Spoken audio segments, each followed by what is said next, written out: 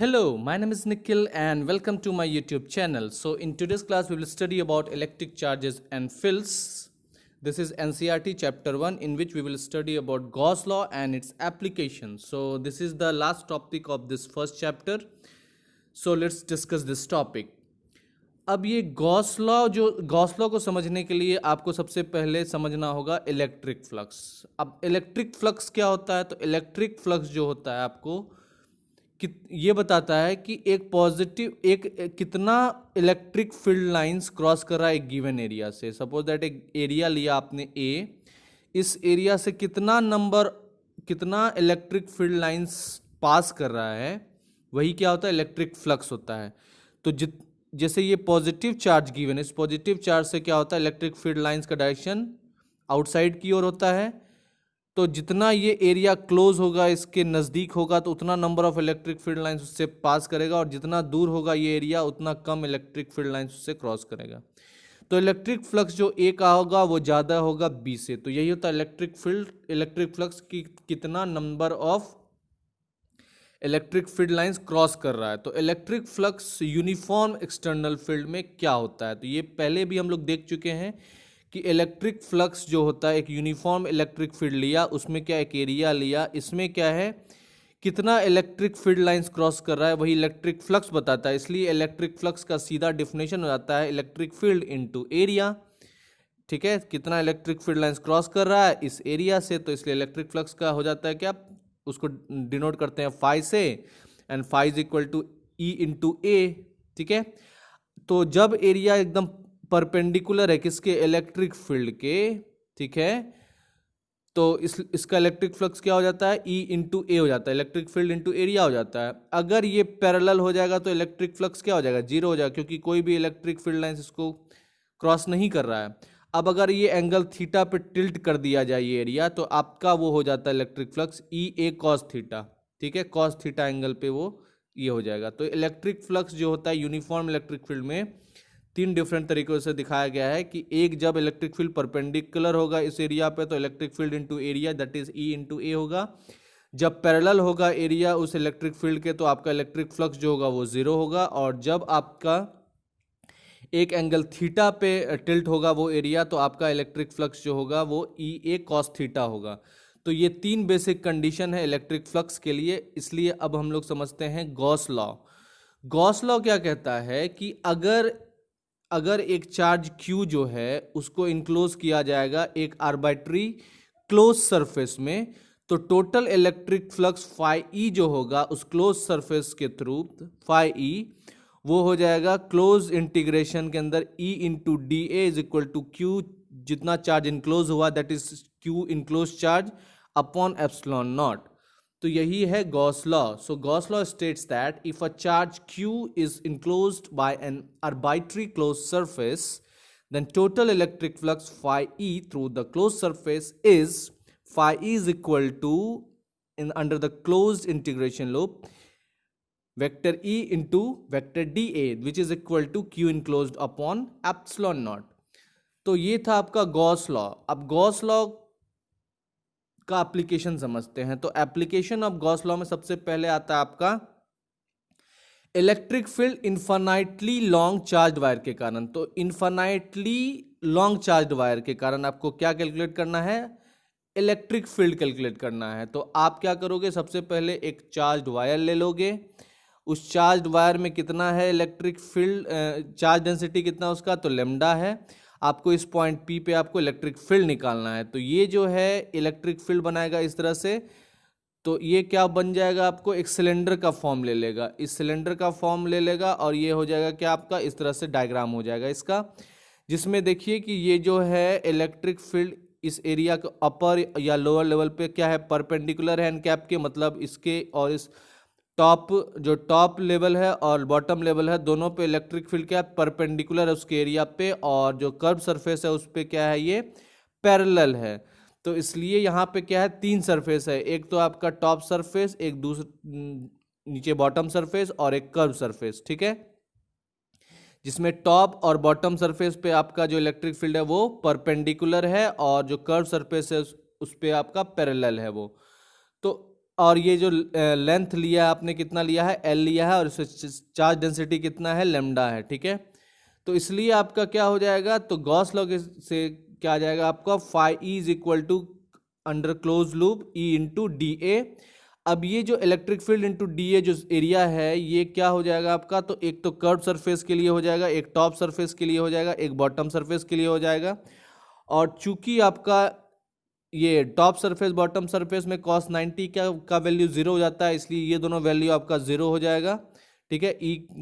ई ए cos theta के अंतर्गत अगर लेके जाओगे तो थीटा का वैल्यू 90 डिग्री हो गया, तो इसलिए वो जीरो हो जाता है, बचता क्या आपका सिर्फ कर्व सरफेस के लिए।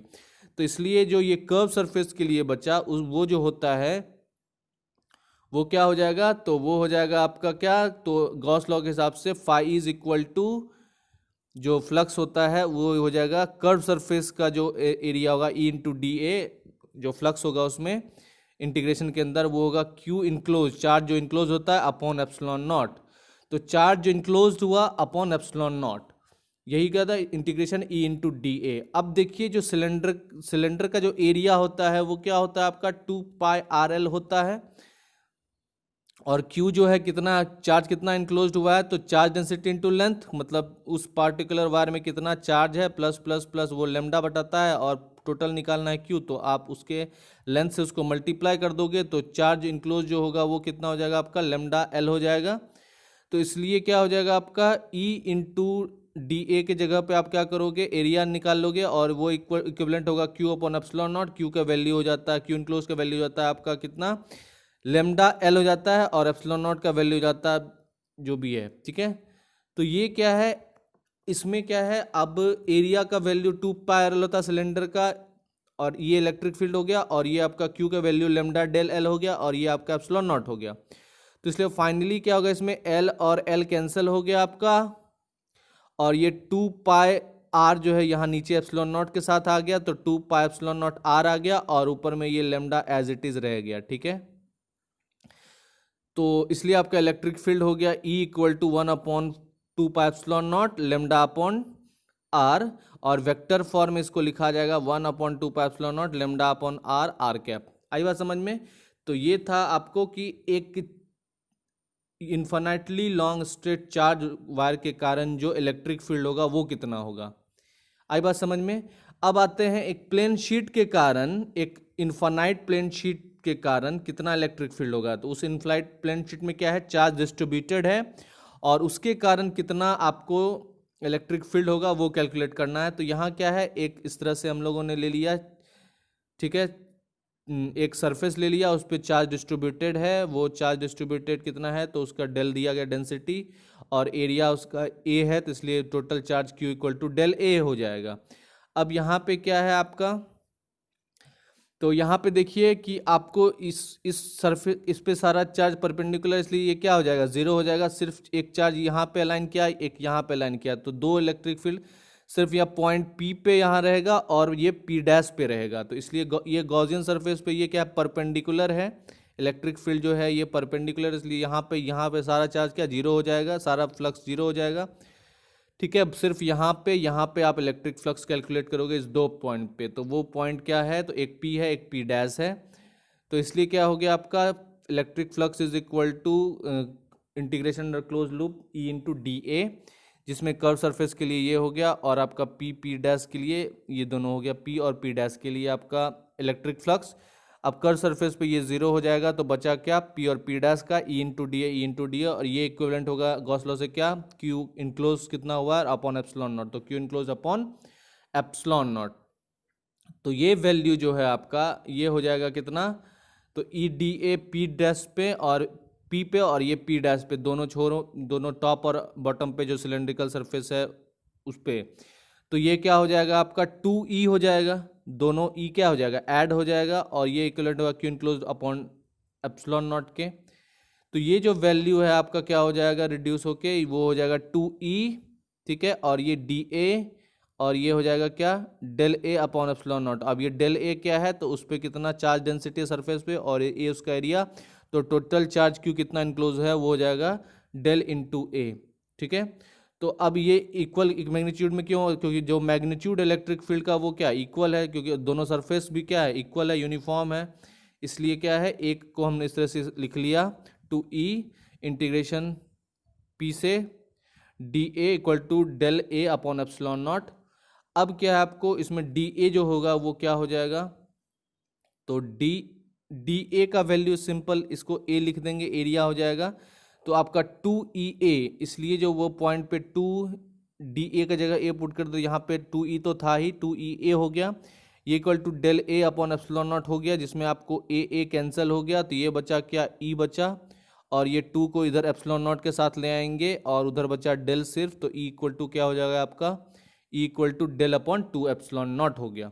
तो ये था आपका क्या सरफेस पे कितना इलेक्ट्रिक, मतलब एक सरफेस पे मतलब प्लेन शीट पे, इन्फिनाइट प्लेन शीट पे कितना इलेक्ट्रिक फील्ड होगा उसके बारे में है वो। तो वो कितना होगा डेल अपॉन 2 एप्सिलॉन नॉट होगा।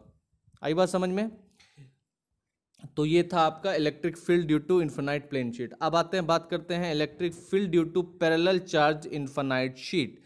तो इलेक्ट्रिक फील्ड जो होगा पैरेलल चार्ज इन्फिनाइट शीट के कारण वो कितना होगा, इसके लिए आप दो शीट ले लोगे, एक शीट ये जिसमें प्लस डेल ये चार्ज डेंसिटी कितना प्लस डेल और ये माइनस डेल चार्ज डेंसिटी है, दोनों में क्या हो रहा है यहाँ पे P3 और यहाँ पे P2 यहाँ पे लग रहा है चार्ज, और दोनों एक दूसरे का अपोजिट है, दोनों कैंसिल हो जाएगा, सिर्फ ये P1 जो इसके बीच वाला चार्ज है उसमें E प्लस और E माइनस इलेक्ट्रिक फील्ड जो है दोनों क्या है, दोनों का डायरेक्शन सेम ही है, क्योंकि इलेक्ट्रिक फील्ड लाइंस पॉजिटिव से निकलता है और इधर की ओर अट्रैक्ट होता है, तो इसलिए क्या हो गया ये पॉजिटिव चार्ज में ये इधर इलेक्ट्रिक फील्ड लाइंस इधर की ओर निकलता है और नेगेटिव चार्ज इधर अट्रैक्ट ही होता है, तो इसलिए दोनों का जो लाइन है वो सेम हो गया, तो इसलिए क्या हो गया दोनों आपका ऐड हो गया यहाँ पे। तो इसलिए आपको वो पता था एक प्लेन शीट के कारण कितना होता था, तो आपका डेल अपॉन 2 एप्सिलॉन नॉट निकला था पिछले वाले डेरिवेशन से, तो दो प्लेन शीट के कारण कितना हो जाएगा, तो एक और डेल अपॉन 2 एप्सिलॉन नॉट, तो दोनों को आप जब इसका दोनों का ले लोगे एलसीएम तो ये हो जाएगा एप्सिलॉन नॉट, ऊपर में आपका डेल हो जाएगा, तो ये इनसाइड जो हो जाएगा कितना हो जाएगा ये electric field del upon epsilon naught. तो ये था electric field due to 2 infinitely plane sheet charge. अब आते हैं बात करते हैं electric field due to uniformly charge spherical shell. तो अगर आप एक यूनिफॉर्मली चार्ज स्फेरिकल सेल ले लेंगे तो उस पर कितना इलेक्ट्रिक फील्ड होगा, तो इसमें जनरली 3-4 केस आएंगे। तो पहला केस में क्या है कि at a point outside the shell, मतलब अगर शेल के बाहर लोगे एक पॉइंट, ठीक है, जिसमें कि आर जो है वो ग्रेटर देन कैपिटल आर होगा, small r greater than capital R, जैसे कि ये डायग्राम देख लो, इसमें क्या है ये आर है और ये कैपिटल आर है, तो ये आर जब ग्रेटर होगा तो जब एक पॉइंट आउटसाइड होगा, ठीक है, स्फेयर के, तो जो स्फेरिकल गॉसियन सरफेस है वो क्या है कंसेंट्रिक स्फेयर बन जाएगा इस तरह से। तो ये गॉसियन सरफेस ये हो गया आपका, ठीक है, बाहर वाला ये गॉसियन सरफेस हो गया। तो ये जो है इसके अंदर चार्ज क्यू इनक्लोज्ड है आपका, चार्ज क्यू इनक्लोज्ड है आपका, तो इसलिए यहाँ पे आपका आएगा क्या गॉसियन सरफेस में क्लोज लूप के अंदर चार्ज चूंकि इनक्लोज हुआ तो गॉस लॉ से आ जाएगा E into D A is equal to Q upon epsilon naught. आई बात समझ में। तो अब यहाँ पे देखिए डी ए का जो वैल्यू है वो डी ए का वैल्यू कितना आ जाएगा आपका स्फेयर का 4πr² हो जाता है एरिया स्फेयर का, तो इसलिए E into 4πr² is equal to Q upon epsilon naught हो जाता है। अब इसको सॉल्व कर लोगे तो ये आपका 4πr² इधर चले जाएगा, तो ये हो जाएगा क्या ई upon 1/4 epsilon naught q upon r², ठीक है। तो फाइनली ये वेक्टर फॉर्म में आपका लिखा जाएगा E equal to 1/4 epsilon naught q upon r² r cap. तो ये था आपका क्या electric field due to spherical charge at a point outside the sphere. अब दूसरा केस लेते हैं जिसमें हम लोग जो है सरफेस के r इक्वल टू आर ले लेंगे, मतलब जो सरफेस पे ही ले लेंगे, तो उसमें क्या है दोनों चार्ज दोनों ओवरलैप कर जाएगा। तो सिंपल इसमें कुछ नहीं करना है, जो पिछले वाला इक्वेशन है ना इसमें इस r के जगह स्मॉल r की जगह कैपिटल R पुट कर दो, तो वो आपका इक्वेशन हो जाएगा क्या, वो इक्वेशन हो जाएगा electric field is equal to Q upon 4 epsilon naught capital R²। तो क्या किया हमने बस स्मॉल r की जगह कैपिटल R को प्लेस कर दिया, ठीक है। इसलिए फाइनली आपका ये हो गया आपका इलेक्ट्रिक फील्ड, जबकि वो सरफेस पे होगा, आर जो स्मॉल r है वो कैपिटल R के इक्विवेलेंट होगा। फिर एक तीसरा केस आएगा क्या, एक पॉइंट जो कि स्फेरिकल सेल के अंदर है, तो एक पॉइंट अगर स्फेरिकल सेल के अंदर लोगे तो आपका जो स्मॉल आर है वो लेस देन हो जाएगा कैपिटल आर से, जैसे कि इस यहाँ पे दिख रहा है आपको। तो जो चार्ज है वो इनक्लोज नहीं हुआ, तो इनसाइड द स्फीयर जगह स्फेरिकल गॉसियन सरफेस का smaller than the sphere is drawn. तो यहाँ पे हुआ क्या आखिर कि यहाँ पे जो चार्ज है आपका गॉसियन सरफेस का, तो ये गॉस लॉ से ये होता है E into close loop under integration, और ये ई into D A Q upon epsilon not, जिसमें डी ए जो होता है 4 पाई r² होता है और क्यू बटा एप्सिलॉन नॉट होना चाहिए। लेकिन वहाँ पे क्या हुआ ना, चार्ज को इनक्लोज किया ही नहीं। चूंकि चार्ज को इनक्लोज नहीं किया है कोई, जो क्योंकि आर तो बाहर है, तो जो ये वाला चार्ज है वो कुछ इनक्लोज तो किया नहीं, क्योंकि चार्ज तो बाहर हो गया इस आर के सरफेस से, इसलिए चार्ज इसमें 0 इनक्लोज किया गया है। इसलिए जब आप इस इक्वेशन में चार्ज का वैल्यू पुट करोगे, 0 पुट करोगे, तो आपका जो है क्या हो जाएगा, इलेक्ट्रिक फील्ड 0 हो जाएगा। तो फाइनली अगर यहाँ पे चूंकि चार्ज इनक्लोज नहीं हुआ तो इलेक्ट्रिक फील्ड क्या हो जाएगा, 0 हो जाएगा। तो इसलिए जब small r less than R होगा तो इलेक्ट्रिक फील्ड क्या हो जाएगा आपका, 0 हो जाएगा। तो ये था आपको क्या, तो ये था आपको इलेक्ट्रिक फील्ड स्फेयर के कारण, एक स्फेरिकल स्फेयर के कारण कहाँ पे, तो एक बार आउटसाइड द, एक पॉइंट आउटसाइड द स्फेयर, फिर जब स्फेयर के सरफेस पे, फिर इनसाइड द स्फेयर। आई बात समझ में? So this is all about the Gauss law and its application. So this is the completion of the first chapter. So thank you so much. If you have liked my videos, then please do like and subscribe the channel. I will see you in the next class with the next new chapter. And thank you so much, and all the very best for your exam.